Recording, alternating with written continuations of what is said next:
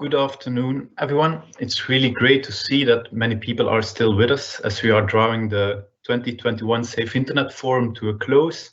And we appreciate that for some of you, this has been a very long and intense week already.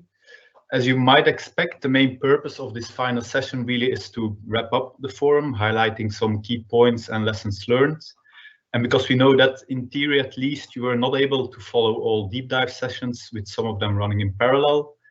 Unless perhaps if during the deep dive on new and emerging tech, you decided to run to the nearby artificial intelligence store to find some kind of brain-machine interface to be implanted. But we understand that you are not able to follow everything, so we'll try to bring in some of the key messages here in this final session. Importantly, this final session is not just about looking back at what happened already during the forum, but we also want to look forward a bit at what will happen next. I think by now you've heard several times that a new Better Internet for Kids strategy is coming soon. So now is really a good time to put some clear priorities and possible solutions on the table. And we will do so in this final session in 3 subsequent slots. So first, we will hear one final time from the BIK Youth panel, and we will look at one more video they have created over the last few weeks, highlighting some priorities for the future. Secondly, we will have a short panel discussion with representatives from the Digital Decade for Youth Advisory Group, the Irish Safe Internet Centre, and the European Commission.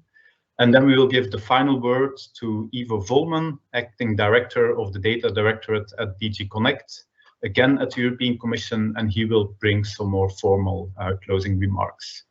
But let's dive into this first part of the session first. And for this, we have a number of BIK Youth panelists again with us.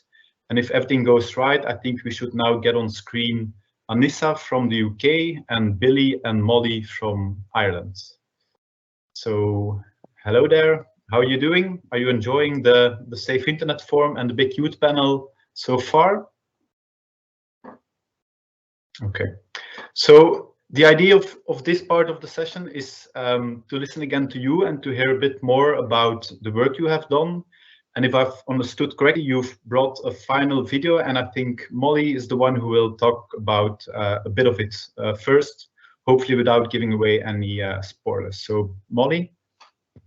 Hello, it's great to be here again. I'm loving it so much. Thank you very much for this lovely opportunity.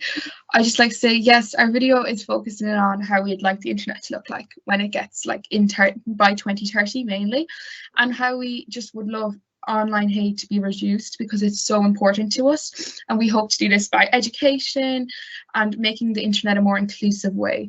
And this is really why we're focusing on our video. I don't want to go into too much detail, but it's just to try and obviously the ongoing goal, which is to reduce online hate, reduce cyberbullying, making online just such an inclusive place where we can all live and be happy on. So if you're ready, we can play the video. Okay, let's have a look.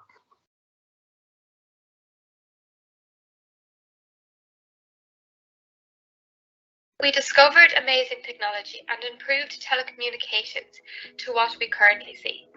The internet currently has 4.5 billion users worldwide, which is 60% of the whole population. In the past years, we've seen an increase in online-based activities, especially during the pandemic. As individuals, we can expect an increase in cyber offences such as cyberbullying and fake news. When looking into the future for our online society, the surge of online hate crimes towards minority groups has increased by 300% since 2010. If we continue this way, in another decade, the internet will be a place of hatred, danger, and isolation. Many people think that since they are behind the screen, they are invisible. Some harmful actions include cyberbullying, internetization, and addiction. With the help of industries and policymakers, we can create an internet of discovery and positivity. Education needs to become an aspect of more importance. When educating users online and offline, one is reducing chances of cybercrimes drastically, while helping to create a more inclusive, educated society. Each generation has contributed to the evolution of society, and we are no exception. As a generation, we have come together to accept each other in a way that's never been done before, online and offline. and we will continue to strive for total inclusion and equality in the future.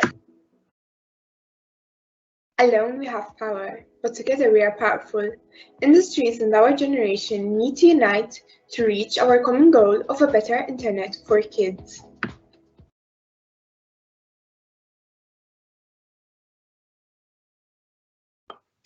Okay, very good. So maybe, I guess, Anissa, Billy, can you tell us a bit more about why you decided to work on this online society topic? Like how did you end up creating this particular video? Hi, so welcome everyone. I really hope that you enjoyed our little video that we put together. So as you saw, we focused on online society. We think it's a huge, extremely huge topic and a very important one, definitely right now, and one that we should be looking at currently in order to prevent any issues such as hate crime and cyberbullying in the future. And I think more importantly, with the impacts of COVID and the pandemic, we saw how important being online and how social media platforms were used as almost, if not our only form of communication. And therefore, we all agreed collectively that being online would become a huge part of the future. We are definitely moving towards quite a cyber-based generation, and therefore we felt the need to address such issues that we are seeing now and how potentially they could change in the future. Okay, I think, and everyone in the audience, they will have enjoyed the video and the kind of message it's putting forward. But if you look at it, I think at a certain point, you say in the video, if we continue, so I'm quoting, if we continue this way in another decade, the internet will be a place of hatred, danger and isolation, which on the one hand paints a bit of a grim picture of what we may be looking at in the future. But then if you look later in the video, you seem to bring in a much more positive message of hope and empowerment. And you say, and I quote again, with the help of industries and policymakers, we can create an internet of discovery and positivity. I think that's very much in line with the kind of discussions we've been having over the last few days, where we talked about the need to strike that balance between the protection of children on the one hand, and then also being able to empower them. But I was just wondering for the three of you, perhaps, if you look at this based on your experience as part of the youth panel, also as part of the forum, which direction do you think we are going? Are you optimistic? Are you pessimistic? Is there anything particular you want to say to European policymakers and other stakeholders as part of this final session? Thank you, Hans. I suppose you could look at it either way. Like, it is an option to go negative, but it is the preferred option that we look at a positive future. Personally, I would love to say that we are looking at a positive change to be instilled in the online world towards the future. But obviously that might be only being positive and it might not be completely realistic. However, as the youth, I think my colleagues and I will all agree that when it comes down to it, if each person does their part, if each policymaker and each industry does what they can do to ensure a better future, we are looking at a more positive online world. See, what we were trying to get across is that us as young people right now, we grew up in this world, and we'd like to say that by the time we are the older generation, we will be able to guide the youth in a way that is more positive, more inclusive. However, that can't always just be done by us, because as of right now, we are still youth. So I suppose what we're asking is that policymakers and industry continue to keep in mind the youth when making decisions, because at the end of the day, when making policies or taking actions, every action that involves any way cyber or social media, it all directly affects the current youth, which is us, but also the youth of the future. So I suppose that would be our main ask for policymakers. Thank you. Okay. I think it's quite brilliant, and it's a nice summary of the kind of contributions we've seen from all the BIK Youth panelists throughout the forum. I don't know if one of your colleagues want to take this final opportunity to say something quickly to the audience. Yeah, I think, again, building on what Billy's just said, I think it's the idea of having a joint responsibility. We as a generation, we can do our part, but the industries and policymakers need to put it out there for us in order to protect us, but also just make it a welcoming sort of online society, a place where we want to be. We don't want to be seeing these harmful messages. And despite all of us having, to an extent, some role to play, we do want to see more action in order to take care of, as Billy said, the generation of the future. Okay, and Molly, anything to add to that?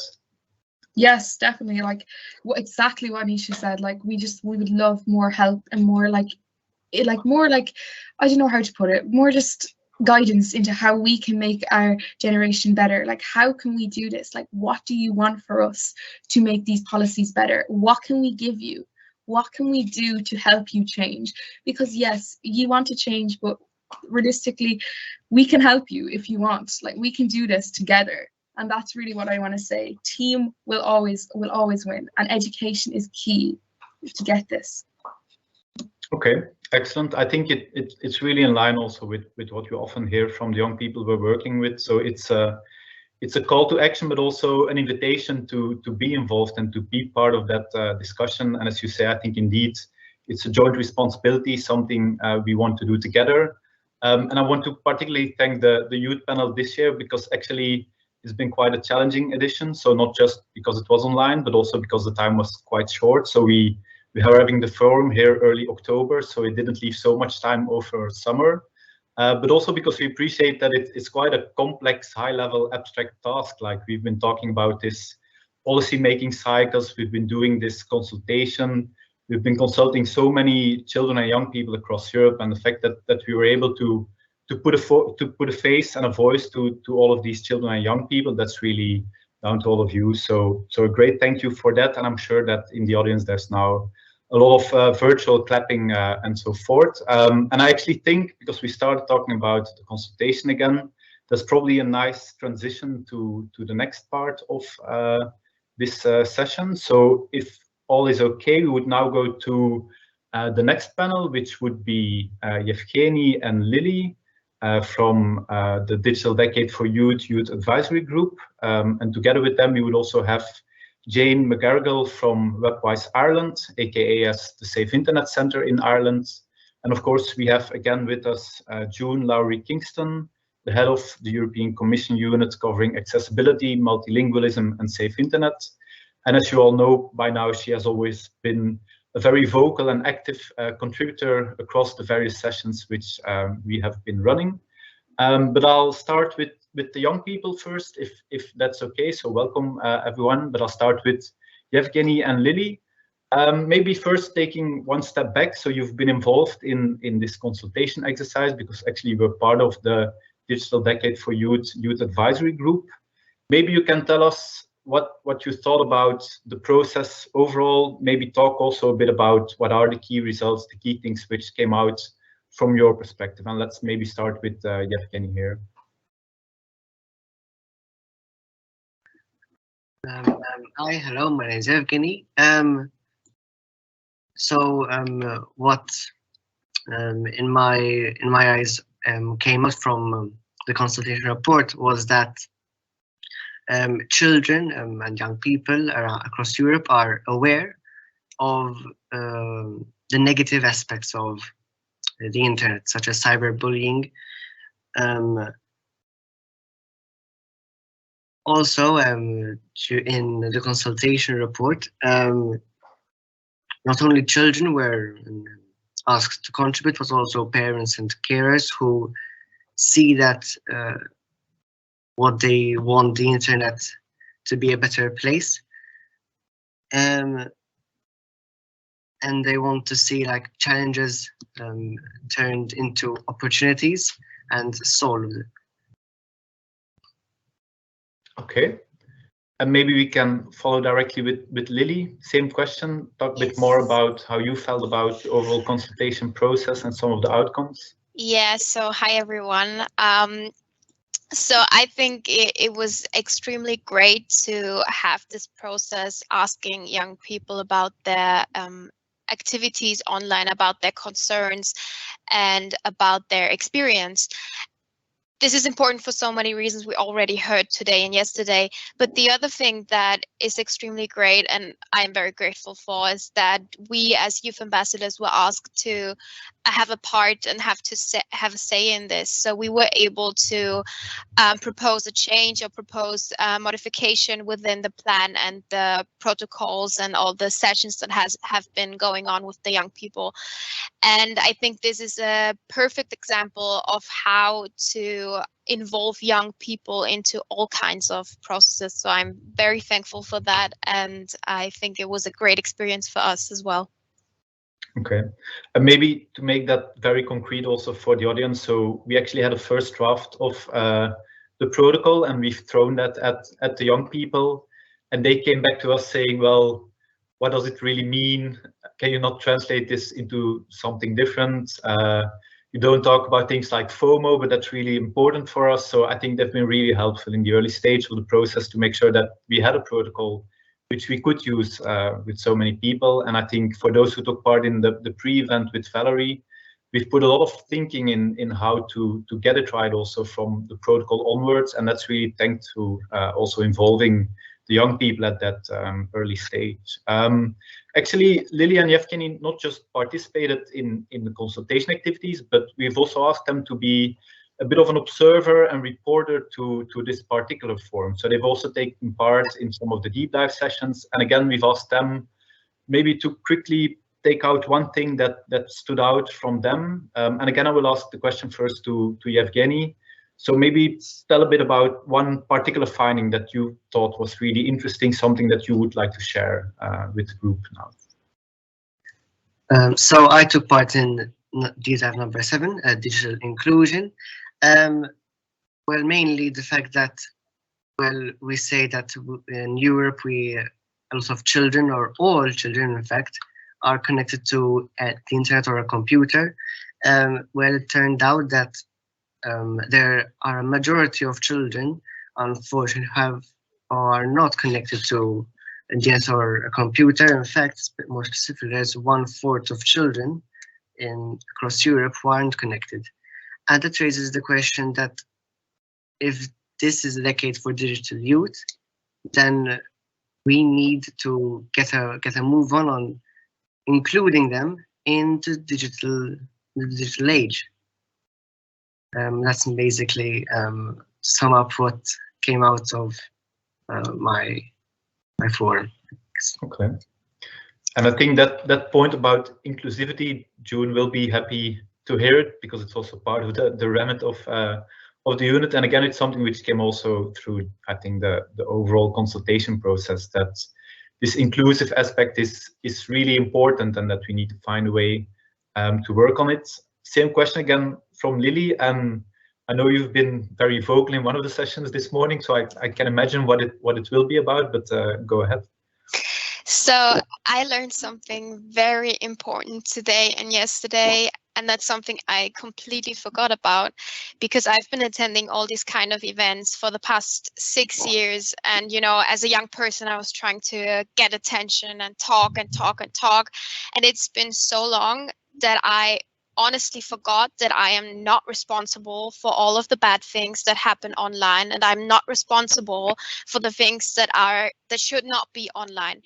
It's the job of the policymakers and not ours. And of course, I'm not saying that that's an easy job, but it's a job that they chose.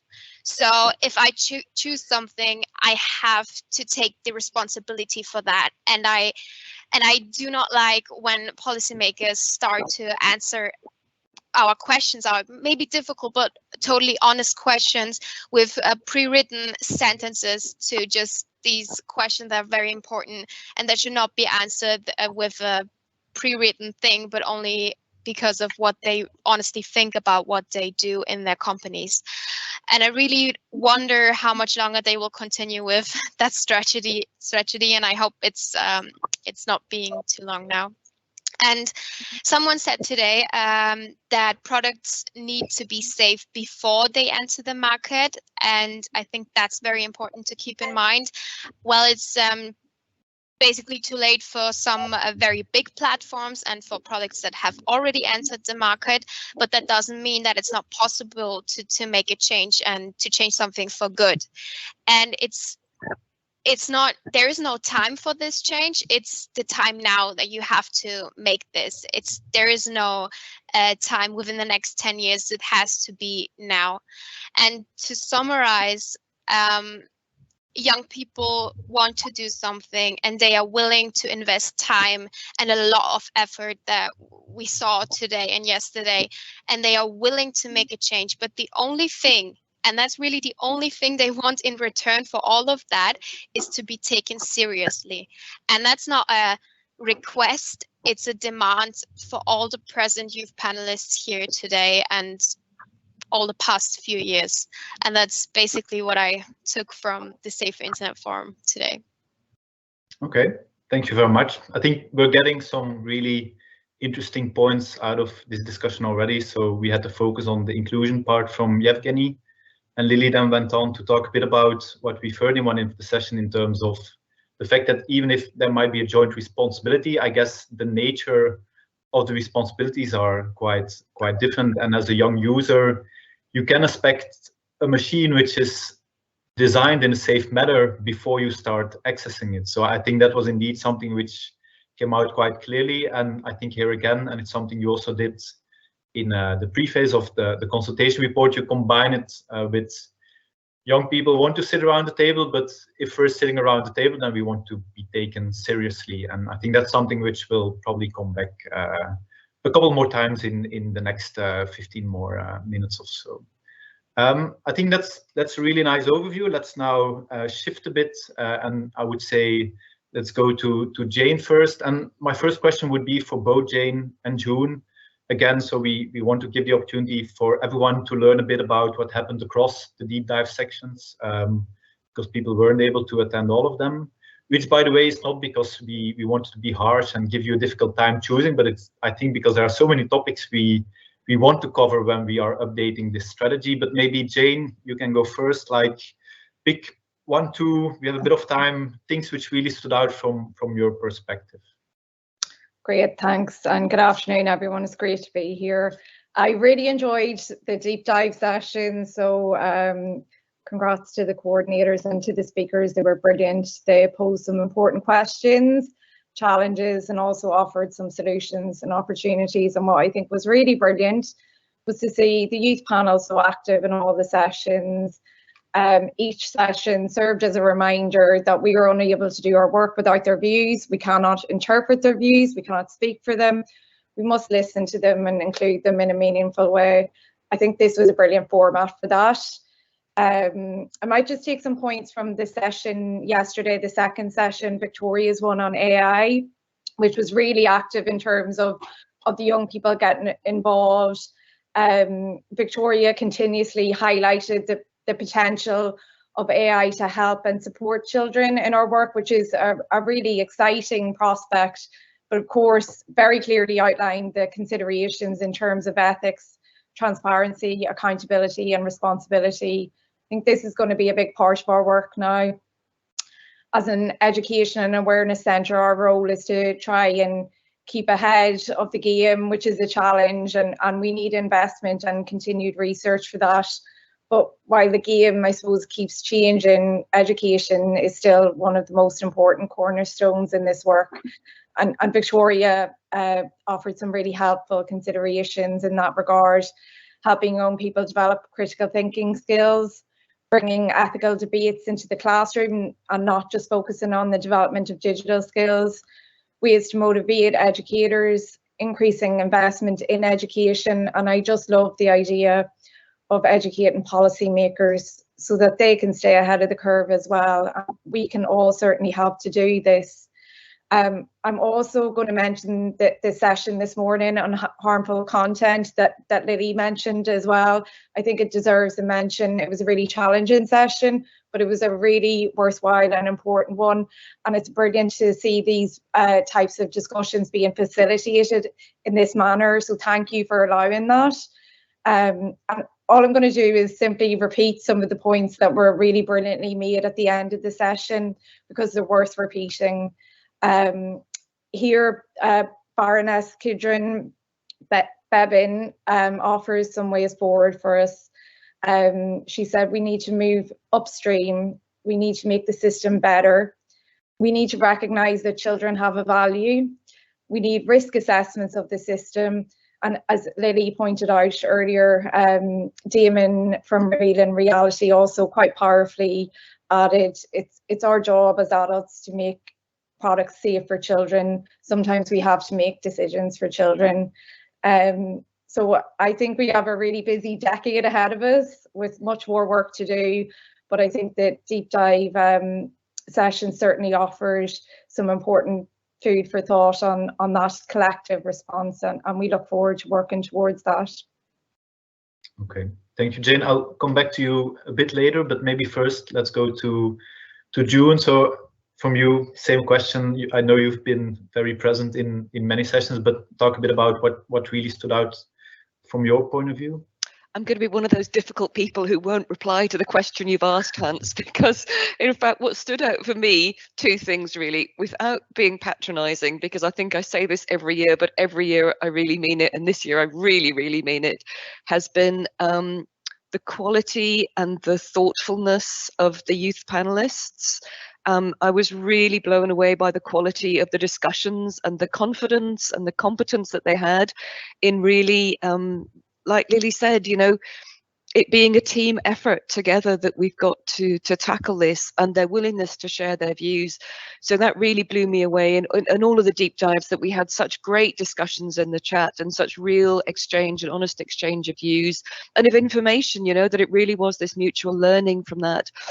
And that I think really made me think of something that I think Molly, one of the youth ambassadors, said in the very first session, the pre-event session, about learning together and about the value of peer-to-peer learning. And that was something, you know, is kind of intellectually know, but actually seeing it in action of us sharing in the chat so much, that really brought it home to me and much more powerfully, I think, than just reading it sort of intellectually on a bit of paper or in a briefing. So they're things that I'm going to take away, and also that whole question then of how can we encourage this sharing. You know, how do we reach the teachers? How do we reach the parents? Which clearly came up as we need to teach the teachers and we need to involve the parents and the parents who we're not talking to at the moment. And how can we reach them, and how can we use that great asset of these wonderful young people who are so committed to actually making the internet a better place and to making the next generation have a less hate-filled experience. I think that's going to be really my most abiding memories of this Safer Internet Forum.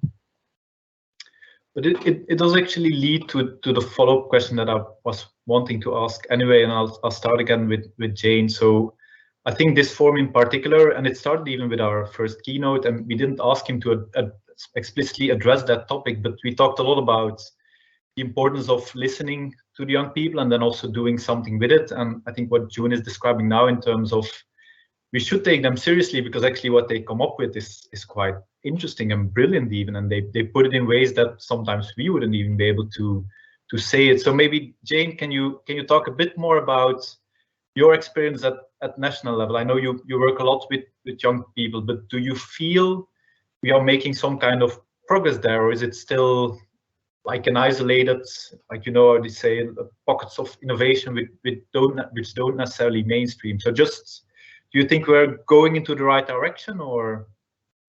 Yeah, so, and I have to agree, I think the youth panel are brilliant as well. And our youth panel, the WebWise youth panel, were involved in this consultation as well back in July, and myself and the team were in on that session, and it was brilliant to have their input, and we're very proud of their work over the last 2 days as well. I suppose if we look back on our own work as the Safer Internet Centre, certainly absolutely progress has been made, and much like the BIK Youth Panel, the WebWise Youth Advisory Panel are at the centre of our work. And I think if you can use the term a happy accident from COVID, resulted in us, I suppose, having more interactions with the young people we work with our youth panel and with our SID ambassadors, going online allowed us to have more regular meetings. As I suppose traditionally we would have met maybe 4 or 5 times a year face to face, and we really miss the face to face. Nothing can replace that, but having that more regular contact has definitely helped build bonds. You can see the confidence growing in the panel, and it's provided, I suppose, for much richer input and feedback from young people. So over the last 6 months in particular, we've had some really useful and valuable sessions, and they've been a great help to our current campaign that we're working on supporting parents. They've also fed into consultations, important consultations, for example, on the upcoming online safety media regulation bill here in Ireland, among other things. They previously had input into the government national plan for online safety here, and have had many valuable opportunities to participate in national and European research projects. So we see lots of opportunities for them to contribute, to participate, to sit at the table and share their views. And we see this from our stakeholders as well, including young people and children in discussions is a priority. But are we there yet? I'm afraid not. I think we have a bit to go, particularly if you look at some of the things that have come up over the last 2 days. When we look at the digital divide, opportunities for everyone's voices to be heard. So how do we ensure that participation for all? How do we represent and hear from vulnerable children from different ethnic backgrounds, children with different abilities, from different socio-economic situations, and these are real challenges.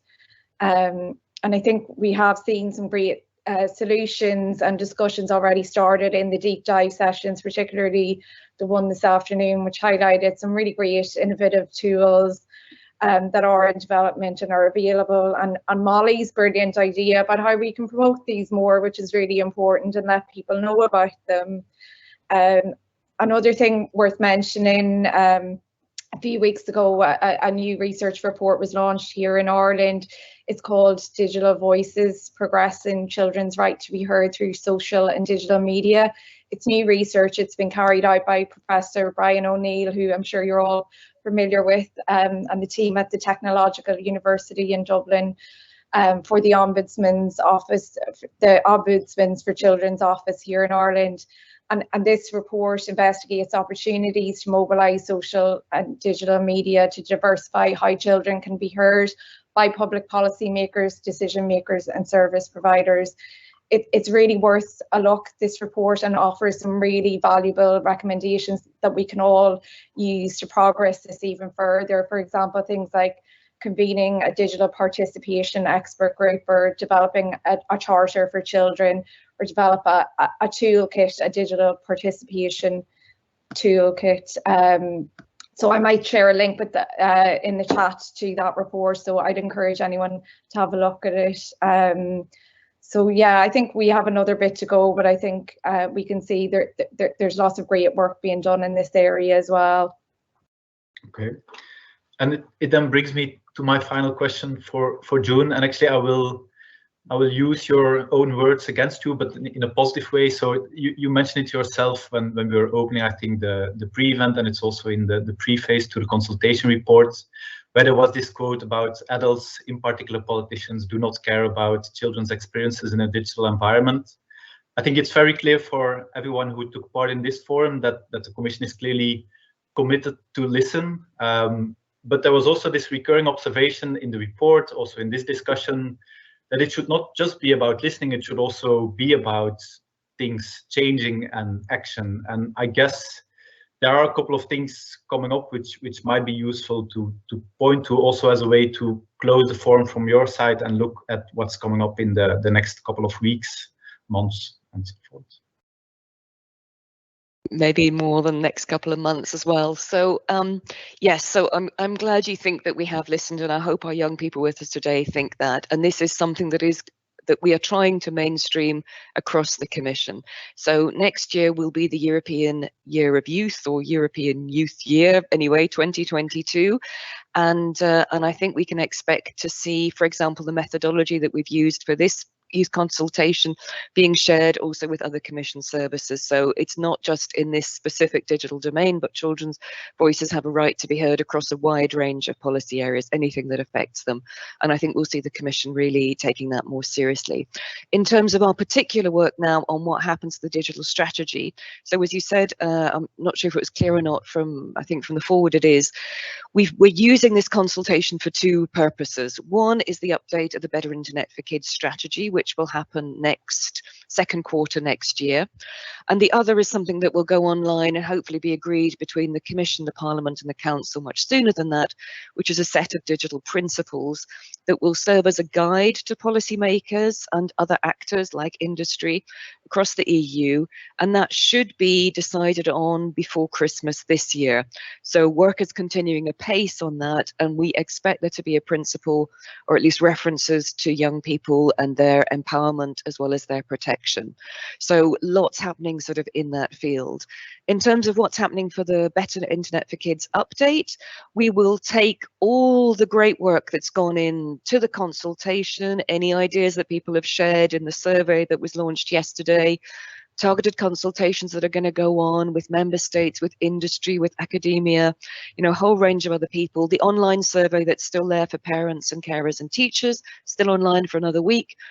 And then our homework is really with our great friends in EUN and others to look at all that and then start drafting. But of course, it's not just the voices of the young people that then are in that melting pot. There's other input from other different targeted groups, but also then it goes into the Commission's melting pot and other people look at it from different points of view. So from the point of view of health, interesting to see mental health highlighted in the very first day as being a source of concern for young people themselves.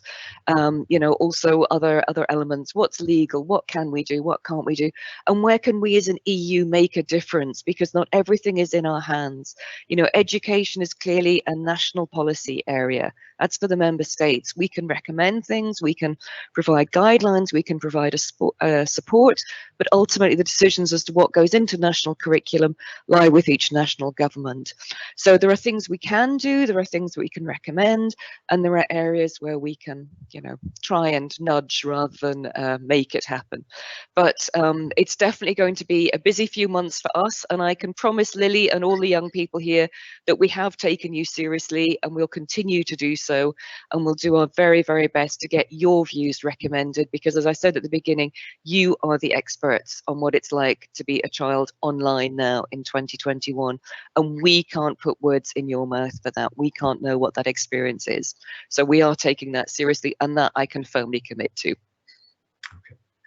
So look, colleagues, I'm very conscious of time, so I would like to thank again this final panel, and then before we move to the final slot to more formally close the forum, I think my role now would be to thank one final time the almost 50 speakers and panelists, which is quite a lot. All the people we have seen on screen over the last few days doing their utmost best to give you some food for thought. I would also like to thank the 680 people who have registered, which again, I think is a bit of a record. And of course, the team at European Schoolnet, which does not only include people like Carl, Sabrina, myself, but a much bigger group of people behind the scenes who have made it very easy for us to give you the impression that all of this was an easy and flawless process, which of course in reality it never really is. And I would also like to thank the colleagues from the Commission, because if we at European Schoolnet work on Better Internet for Kids, we always say we are doing this on their behalf, but to be honest, they make it really easy for us to do the right thing, and I think we are also grateful for them to push us in the right direction. I also want to express our final gratitude again to the many children and young people across and beyond Europe which have been driving the consultation, but also the forum. And we do really hope, and I think there are some good indications that this is the case, but we hope we will be able to show all together that this is not just a time to listen, but a time to act and make a difference. Thanks to COVID, unfortunately, we cannot offer you a nice reception, although there might be some virtual confetti if you stick with us until the very end of this forum. But what I can do right now is pass you on to our final speaker, and I'm very delighted to have with us Ivo Volman. Ivo is the acting director of the data directorate in DG Connect. He worked for the Dutch Ministry of Economic Affairs in the areas of industrial and technological policy before joining the European Commission in 1998. In the Commission, he has dealt with legislative and strategic issues, as well as funding programs related to the information market, digitization and data. And together with June, Ivo also kindly contributed with a very nice foreword to the Digital Decade for Youth consultation report. Ivo, the floor and the final word is yours. Thank you very much. Yes, thank you, Hans, and good afternoon to everyone. So I've got the honor to close this year's Safer Internet Forum. So dear participants, this year's forum is now coming to an end, but the work is not coming to an end. I'm talking about the work to create an even better and safer and more inclusive and ethical digital space for children and young people in Europe.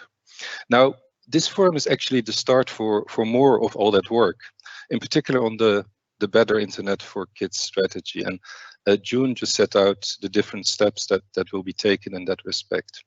Now, I would also like to thank everyone who has had their say these days on what the digital future for kids should look like, whether that was done through participating in targeted workshops, replying to the online survey, or by sharing your views during the past 2 days. I haven't seen all the sessions, but I really enjoyed the youth panel just now, and also the contribution of the members of the youth advisory group. Also, a special thank to the 750 children and young people around Europe whose ideas and thoughts that were collected by our wonderful Safer Internet centers laid the foundation for this year's forum. Now, it was pointed out before, this kind of contribution is really crucial for us as policymakers. To be able to put in place the relevant policies and actions, we must listen to the people who feel the impact. And therefore, a real meaningful youth participation is so important for our work. You are the experts, as June said. Now, this is really the only way to create an internet that people of all ages, especially children, want, need, and can trust. So the digital world must really be at the service of the people and not the other way around. Now I'm getting to the policy. Now, policy indeed is not just about listening. It's about doing things and making things change. And the Commission has already started to pave the path towards the digital future. As Commissioner Breton mentioned in his opening remarks yesterday, this spring the Commission presented its digital compass communication. So this digital compass, it sets the direction for the digital transformation we see of Europe by 2030, in the next 10 years. So we named this Europe's Digital Decade. And this compass includes a proposed set of digital principles, a moral compass, if you want, which they refer to the protection and empowerment of children and young people online. And in addition, during the past 2 years, the Commission has already undertaken a number of actions, initiatives and proposals to help our children seize the opportunities of the digital world in a safe way. That's really important. Just to name a few, well, there was this comprehensive strategy on the rights of the child adopted in March, and that includes children's digital rights.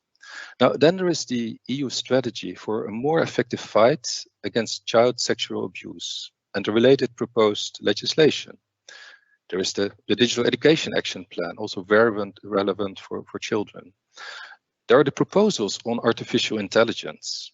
They explicitly go into the children's rights issues also. Then there's the Digital Services Act, with its obligations on the online platforms, the large online platforms, to tackle illegal content, amongst other things.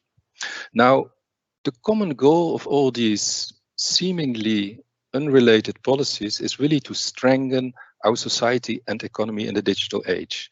And in this new economy and society in the digital age, actually the new currency is data. That's why we also have the data strategy, where we set out a European model for handling data. And this approach puts individuals at the center of data use, in line with European values and fundamental rights. Now, It's clear from the youth consultation that young people want to enjoy the benefits of technology for their work, daily life, but as well as for leisure and, for example, digital culture. But this digital transformation and also the flourishing of a data economy version 2, it can only work if people trust the digital environment and if they have confidence in their digital skills. Now, I mentioned a number of the initiatives taken by the European Union, but then of course there is the update of our Better Internet for Kids strategy. We aim to have it adopted in the second quarter of 2022. And as has been proven again in this year's Safer Internet Forum, and also in all the consultations during it and leading up to it, the power lies in collaboration, in joining forces, in sharing ideas. Now, the new Better Internet for Kids strategy, it will continue to support cooperation between the European Commission, member states, and key stakeholders such as industry and civil society. And of course, not forgetting the network of safer internet centers. Now, the aim is to deliver concrete solutions for a better internet for children. This is not about listening, this is about changing things also. But even before the new strategy is in place, I would call on you to continue what you've been doing up to now. And you're doing it very well, working together towards a digital space that our children deserve. Now, I would like to finish with some words from Commission President Ursula von der Leyen. In her State of the European Union speech in September, she proposed to make 2022 the year of European youth. You all know that. Now, she stressed how we can all draw inspiration from young people because, and I quote here, while they're anxious about the future, they are determined to make it better. And that is the key. And I believe that all of us gathered in this virtual room today, we are determined to make the internet better for this generation and for future generations of children. Thank you very much.